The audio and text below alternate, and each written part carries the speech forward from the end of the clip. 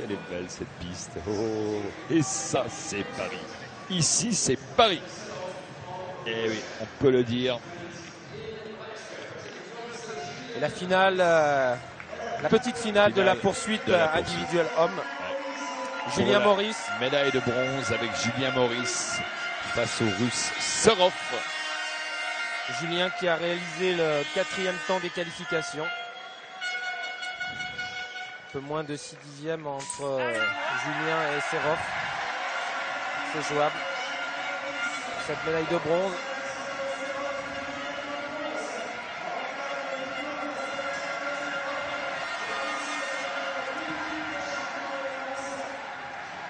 Julien qui se met en position.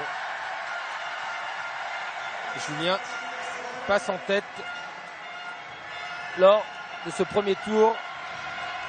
Cette poursuite sur 4 km, il y en a 16 à effectuer. Oh, il est parti très très vite, Julien. Il a beaucoup d'avance là. Oui, il a presque 9 dixièmes. Ouais, au bout de 2 tours et demi de course. 1 seconde d'avance maintenant. Décidé de partir très très vite. Va-t-il tenir le rythme comme ça jusqu'à la fin? Et là, nous allons arriver au premier kilomètre de course. Julien toujours en tête. Pour la médaille de bronze, Julien Maurice le français face au russe Serov. Et pour l'instant, avantage. Ah, 1 seconde 7, mais c'est énorme comme écart. Oui, au bout d'un kilomètre, un peu plus d'un kilomètre de course. Il est très régulier, Julien, dans ses tours. Il effectue ses tours en 15 secondes 7.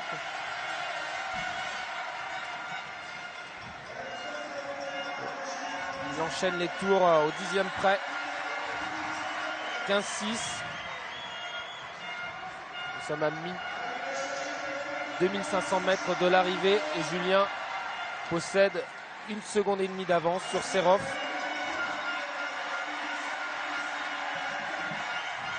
« 15-8 maintenant pour Julien. C'est encore très très régulier. Le premier kilomètre est effectué par Julien en 1:8:223 et 1:9:423 pour Serov.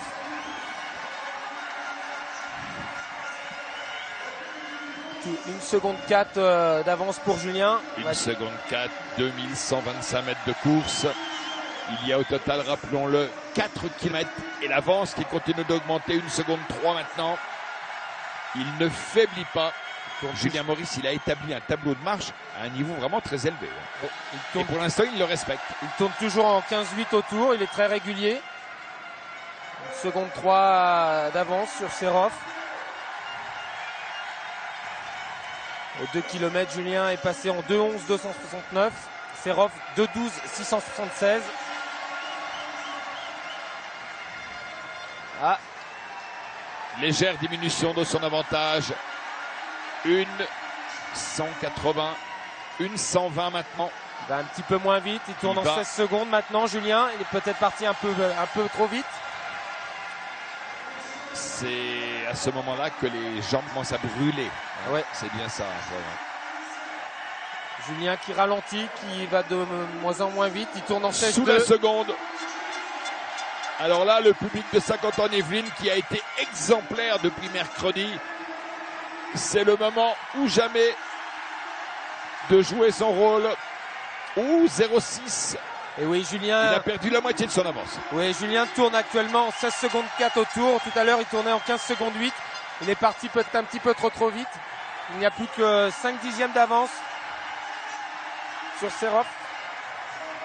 16-4 pour Julien. Il reste deux tours. 4 dixièmes d'avance. 4 dixièmes, c'est jouable, il faut tenir, c'est à l'énergie, c'est au courage. Aller au bout du bout de lui-même, c'est ce qu'il va tenter de faire, Julien Maurice, pour apporter à la France une médaille de bronze en poursuite, ce qui serait formidable à 1 an et demi des Jeux Olympiques de Rio. Il va y aller, il va réussir. Ça va être serré, mais c'est bon. 382 millièmes et une médaille de bronze pour Julien Maurice. C'est véritablement 55 km/h, 0,83 de moyenne. Et c'est la renaissance pour la France de la poursuite. On a vu l'autre jour les finales de la poursuite par équipe. Les Français ont battu 2 fois le record de France, franchi la barre mythique des 4 minutes, sont descendus à 3 minutes 58. Ils ont terminé 7e. Et ce soir, Julien Maurice, médaille de bronze donc dans la poursuite individuelle. C'est le retour, et c'est très important, le retour d'une génération de poursuiteurs, ce qui bien sûr va avoir le don de rééquilibrer aussi l'équipe de France. Et ça, c'est bien. Oui, ces dernières années, c'était un petit peu difficile sur la spécialité de la poursuite et de la poursuite par équipe. Et cette médaille de bronze va faire du bien. Comme les résultats obtenus, il n'y a pas eu de médaille en poursuite par équipe, mais ils font 7e. C'est Julien Maurice avec Nicolas Gey. Et oui, Julien Maurice qui vient d'arriver dans le box de l'équipe de France. Julien, la question est simple, médaille de bronze ici, en France, devant votre public, c'est extraordinaire. C'est extraordinaire, c'est vrai qu'elle a une saveur toute particulière ici dans le Vélodrome de Saint-Quentin, qui est quasiment comble avec un public très chaud qui est derrière ces athlètes. Ça aurait été déjà un rêve de gagner une médaille sur un championnat du monde à l'étranger. Mais alors ce soir en France, c'est l'extase, quoi.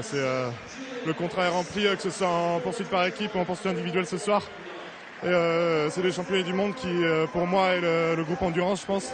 Enfin, bien sûr, le groupe sprint, ça va de soi, mais c'est vraiment les championnats réussis ici en France pour l'équipe de France. Vous êtes parti très vite dans cette finale pour la 3e place. Très vite, vous avez perdu du terrain. Finalement, ça a suffi. Est-ce que c'était prévu? C'était le tableau de marche? Je suis parti dans la même allure que ce matin. Je savais que le Russe finissait très fort. Il a déjà fait la même chose en qualif ce matin. Après, justement, avoir le public être ici chez nous, ça m'a permis de tout donner dans les 2-3 derniers tours. Et je ne sais pas exactement de combien je gagne, mais si ça avait été à l'étranger, je suis vraiment pas sûr que j'aurais réussi à tenir pour accrocher cette 3e place. Vous disiez l'importance de la poursuite et par équipe et individuelle pour vous.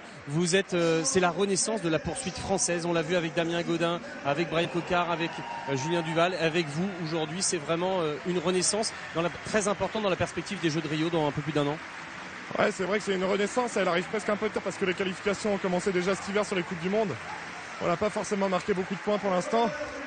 Et ce groupe-là qui est au championnat du monde est tout nouveau. On ne l'a jamais aligné sur une Coupe du Monde. Ça faisait 2-3 ans que la poursuite par équipe avait été laissée un petit peu de côté avant les Jeux de Pékin. C'est vrai que c'est très encourageant. On va tout faire pour se qualifier pour Rio. Mais on verra ce que ça donne l'année prochaine. Mais oui. Aidé dans les derniers tours. M'étonne pas, ça ne m'étonne pas. Ça ne m'étonne pas du tout. Il a même dit que s'il n'avait pas été en France, il n'aurait pas eu cette médaille de bronze et que le public l'avait aidé à l'obtenir. On le voit, il pioche, mais il donne tout. Et le Russe est revenu à 4 dixièmes. Il a bien résisté au retour de Serov. Là, ce sont les derniers 100 mètres. En tous les cas, dans notre équipe, ce résultat aura fait un heureux, c'est Eric Derken. Eric Derken qui est avec nous depuis 17 ans pour couvrir soit les championnats du monde, soit les Jeux olympiques sur piste. Et il rêvait de voir une équipe de France de poursuite renaître, tant sur le plan individuel que par équipe. Eh bien, ce soir, il a pu applaudir un Français médaillé de bronze. Et ça, franchement, ça vaut cher, très cher, à 1 an et demi des Jeux olympiques de Rio. Le voici, Julien Maurice. Belle allure, bonhomme.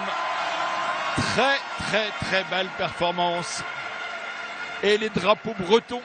Ah, ah, ça. Qui dit cyclisme, dit Bretagne. Qui dit championnat du monde, dit drapeau tricolore, bleu, blanc, rouge, mais aussi drapeau breton. Alors là, s'il peut un jour m'expliquer, Jeff Baldridge, comment il a fait pour avoir 3 secondes 2 d'avance et finalement s'incliner, s'il peut m'expliquer un jour, franchement, je suis prêt à l'écouter. Je ne sais pas si je comprendrai tout, s'il parle en australien, mais je voudrais vraiment comprendre. C'était un peu étonnant cette poursuite. Il est parti très vite et il s'est écroulé sur la fin. Et la Suisse. incroyable. Entraîné par Daniel Giesiger. Oh, Daniel Giesiger, l'ancien très très bon rouleur, spécialiste à la fois de la piste et du contre-la-montre. Ah, il est content. Il y a de quoi, hein. Stefan Koeng. Il porte, vous avez vu le logo BMC, qui est bien sûr l'équipe professionnelle suisse. C'était l'équipe où était Cadel Evans quand il a gagné le Tour de France il y a 2 ans.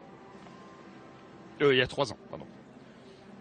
Alors maintenant en Suisse, il dispose aussi d'un très beau vélodrome au format olympique pour préparer les Jeux à Grenchen.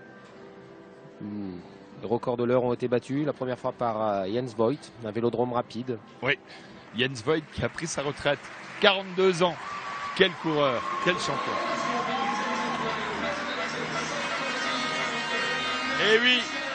Eh oui, mon cher Stefan Koeng, il y a comme ça dans la vie.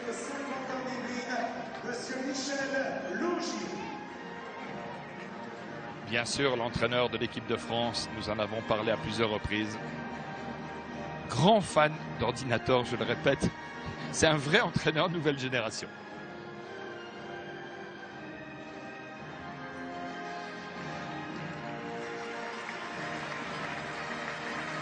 Nous allons entendre l'hymne de la Confédération helvétique, l'hymne de la Suisse. Messieurs, l'hymne national de la Suisse.